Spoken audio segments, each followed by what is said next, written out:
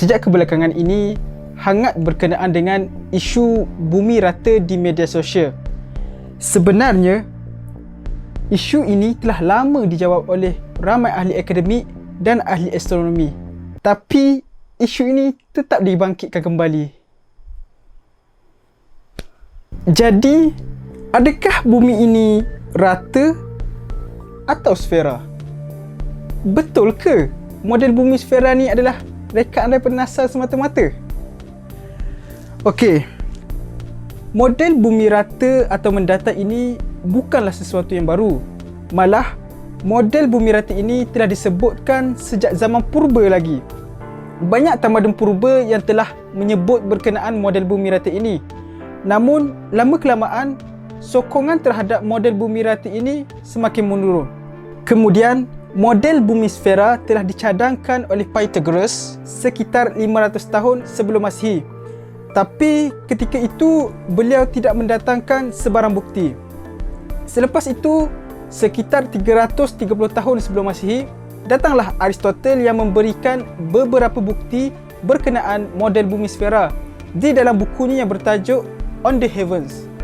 Beliau mengatakan bahawa ketika gerhana bulan, kedudukan bumi di antara matahari dan bulan. Disebabkan itu, garisan bayang yang terbentuk di bulan adalah melengkung disebabkan oleh permukaan bumi yang berbentuk sfera. Selain itu, beliau juga memerhatikan bintang di langit dan mendapati bahawa bintang yang berada di hemisfera utara berlainan dengan bintang yang berada di hemisfera selatan.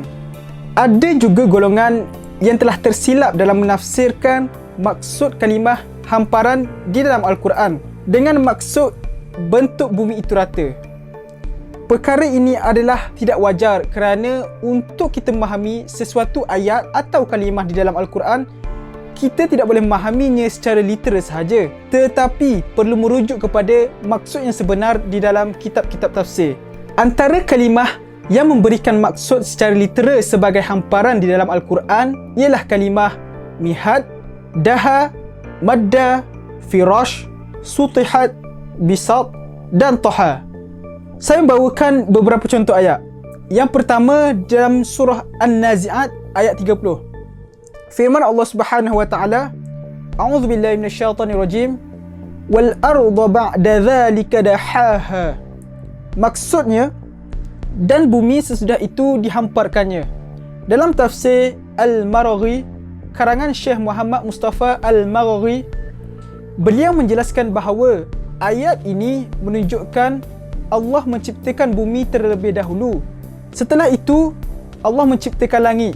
Kemudian, Allah menghamparkan bumi sehingga menjadi tempat yang layak untuk dihuni oleh manusia. Yang kedua, di dalam surah Al-Hijr ayat 19, firman Allah Subhanahu wa taala, "Wal arda madadnaha." Maksudnya, dan kami telah menghamparkan bumi. Dalam kitab tafsir As-Sa'di karangan Syekh Abdul Rahman As-Sa'di, beliau mengatakan bahawa ayat tersebut memberikan maksud bahawa Allah lapangkan bumi dengan seluas-luasnya agar manusia dan haiwan-haiwan seluruhnya dapat berjalan sampai ke segenap pelosok dan mencari rezeki-rezekinya dan dapat tinggal di sudut-sudutnya. Daripada dalil-dalil yang saya sebutkan tadi, jelas menunjukkan bahawa kalimah hamparan yang terdapat di dalam ayat-ayat Al-Quran bukanlah memberikan makna bahawa bumi ini adalah rata, tetapi kalimah ini menjelaskan tentang gambaran keadaan bumi yang Allah bentangkan atau hamparkan kepada manusia. Terdapat juga beberapa ulama lain yang berpendapat bahawa bumi ini sfera. Antaranya, yang pertama, Imam Fakhruddin Ar-Razi dalam kitabnya Mafatihul Ghaib. Beliau mengatakan telah sabit dengan dalil-dalil bahawa bumi adalah sfera. Maka bagaimana seseorang itu masih boleh mukabarah, yakni degil tidak mahu menerima kebenaran dalam hal ini. Yang kedua, Ibn Taymiyah dalam kitabnya Majmu' al-Fatawa, beliau mengatakan, ketahuilah bahawasanya mereka, yakni para ulama, telah bersepakat mengatakan bahawa Sesungguhnya, bumi berbentuk sfera. Terdapat juga banyak dalil lain seperti hadis waktu solat yang menunjukkan dengan jelas bahawa matahari itu terbit dan terbenam. Sedangkan model bumi rata mengatakan bahawa matahari tidak terbit dan terbenam. Kesimpulannya, model bumi sfera ini bukanlah konspirasi NASA untuk menipu manusia semata-mata, tetapi model ini telah dibuktikan secara saintifik dan dipersetujui oleh para ulama dan ilmuwan-ilmuwan astronomi Islam. Malah, waktu-waktu solat dan kiblat yang ditetapkan di Malaysia adalah dikira berdasarkan model bumi sfera.